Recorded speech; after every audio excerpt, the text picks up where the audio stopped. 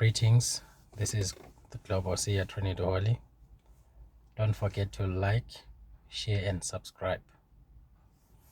This is the question that I've been asked by several people,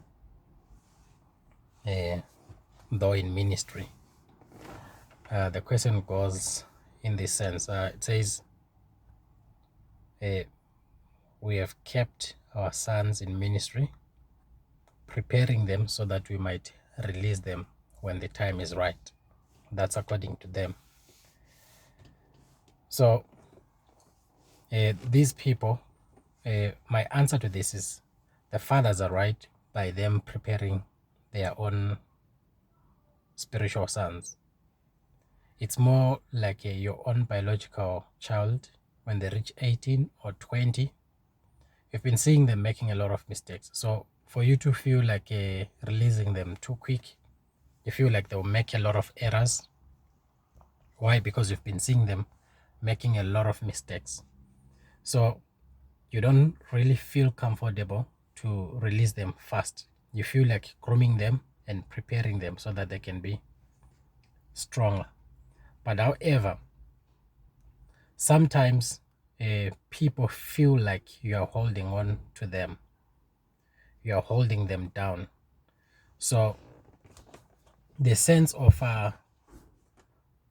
holding on to sons for a very long time, this is what I always believe. If a son wants to be released, just like the prodigal son, whether he's ready or not, release them so that they go and learn a lesson. Because at the end of the day, if you hold on to something, the thing you're holding on to, it will fight you. So had the prodigal son not gone out and remained with the father, he could have kept on giving the father problems. So the father had this revelation of holding on to things. He had to let the child go so that he goes and learn a lesson. When the child came back, he had matured. So each time you hold on to something, it's more like peace. It's a gift that you have. This peace, that's why you see that the apostles, like Paul, he had this peace within him. When he writes the letters, he says, peace and grace be multiplied to you. It's something that he had received from God. It's something that he had in abundance. So if you hold on to peace, it will turn to war. If you hold on to grace, it will turn to law. If you hold on to love and not give it to someone else, it will turn out to bring frustration, anger, hate, and all those kinds of things.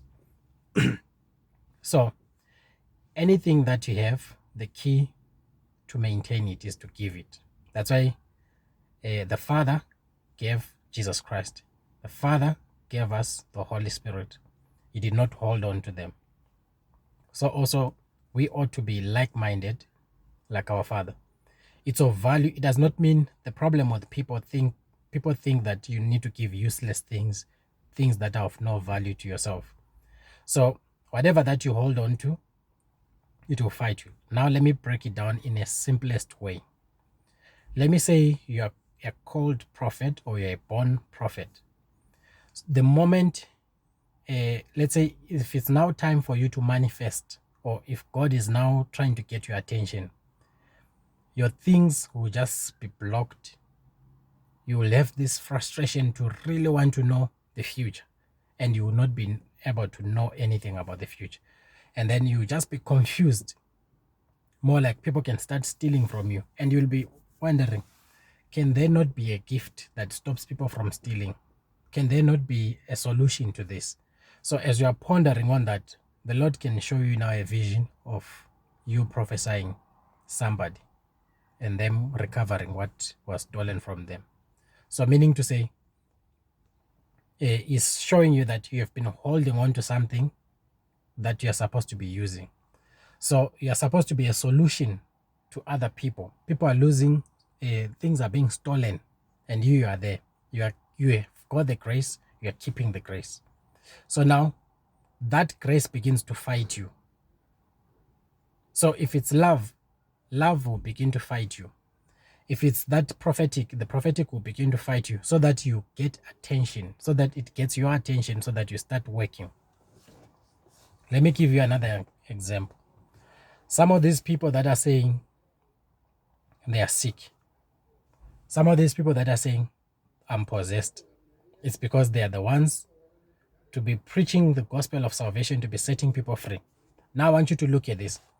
This man, he has a legion of demons. And Christ cast out those legion of demons.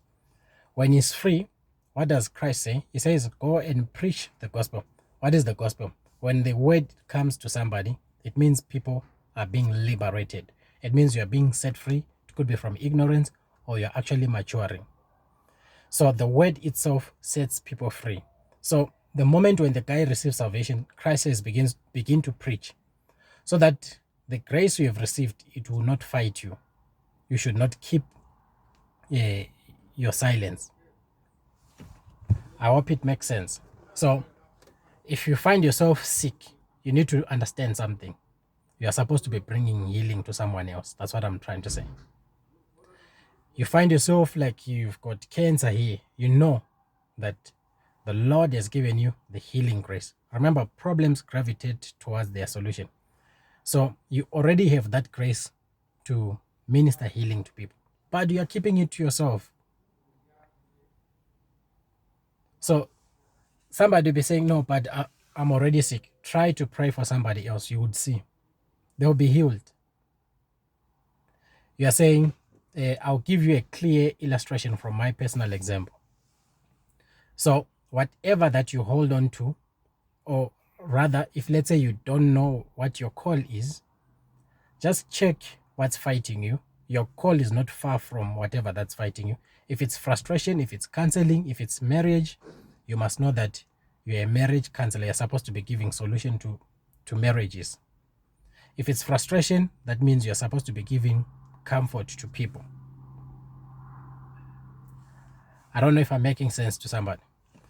In conclusion, how I got this revelation, I remember when I went to this particular place, I was looking for work. I had my diplomas and stuff and all that. When I started looking for work and stuff, I couldn't get a job. But I would say wherever I would go and look for work, there'll be like a lot of people, maybe 15, sometimes 30, sometimes 100. So I would say you will get a job. And those people would get a job. So people would say, how did you see it? How did you know that these people will get a job?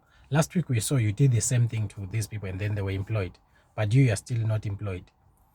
So wherever I would go, so it was more, you know how it is, like, let's say like in firms, sometimes like in certain firms, the word spreads that this company is now hiring. So the same people that went to this company would also meet there. So I would say, okay, today they'll just take you alone. So people were perturbed, like they were shocked. It was troubling them. Why are you saying this one will be employed and you, it's not working for you? So it's because my call was not for me to go and work. My call was for me to give people employment. So in my ministry, when God gave me this revelation, I said, to be very much clear, when I understood now, when the Holy Spirit spoke to me, I said, okay, let me see how it works. So you mean if I say to someone they will get a job, they will get? He says yes. So when we eventually launched the ministry, of course, there's a long story in between this and ministry. To just summarize it, I would say everybody who needs a job, whether they are 15 or 20, sometimes they'll be in 30s, I would say just come here. Let me just lay hands on you, or just cross the line. I'll draw a line and say cross the line. Then I would say Tuesday, all of you will be working.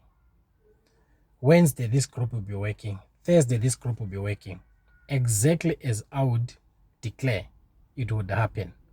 So now I want you to look at this. What was fighting me there? It was unemployment. Unemployment was fighting me because I am called to give people employment.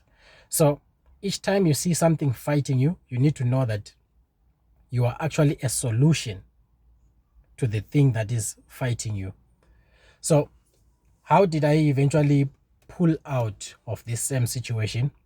Did I look for a job? Of course, I insisted, just like any other person. I said, no, if God is doing it for others through me, He can also do it for me. And then He would say here and there, I can only allow you to work just for your bills, for your rentals here and there. And then it got to a point where He says, now you cannot work anymore. I insisted nothing. Then He told me, says, before I formed you, I employed you. I already had employed you. I had a purpose for you.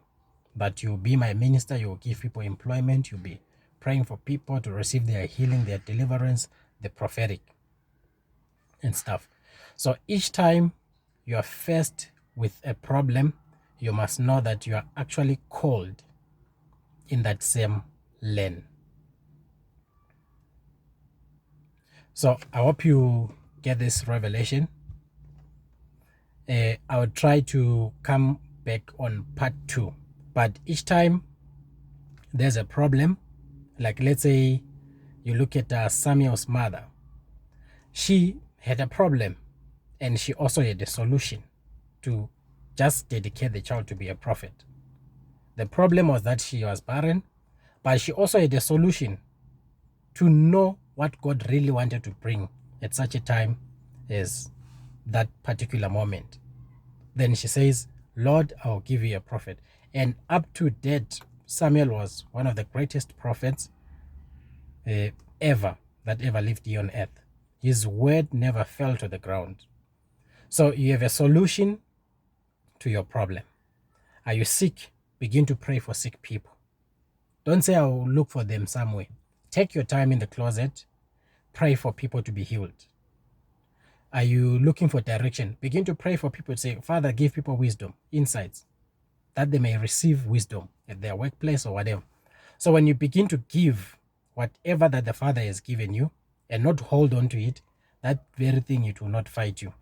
So if your sons in ministry say they want to be released, release them. It will be for good. I'll come back with part 2. God bless you. Shalom.